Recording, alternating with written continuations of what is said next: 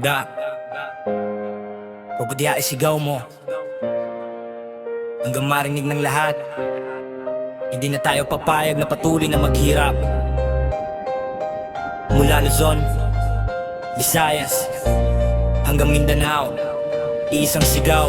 Sobra na, tama na, ayaw na namin to. Gising Pilipino, dilat na ang mata sa balitang paulit-ulit. Pare-pareho ang eksena, nasa taas ang buwaya, busog sa kaban ng bayan. Habang nasa baba, hirap ang karaniwang mamamaya. Mga pangako dati, parang bula lang sa hangin. Ngayon tanong ng masa, saan napunta ang ngati? Sa gitna ng dilim, may sigaw na kumakawala. Hindi natakot ang tinig, handang lumaban sa kanila. Sa bawat kanto, may kwento ng pagod at gutom. Habang sila naka-icon, nagbibilang ng kanilang ipon. Proyektong papel, pero pera ay nawawala. Sa bawat pirma nila, bayan ang nalulubog na. Di na bago ang drama, parang teleserye sa gabi. Pero totoong buhay, hindi script ang nangyayari, kundi kikilos ngayon. Sino pa ang aasahan? Sarili nating lakas, tayo ang magiging sandigan.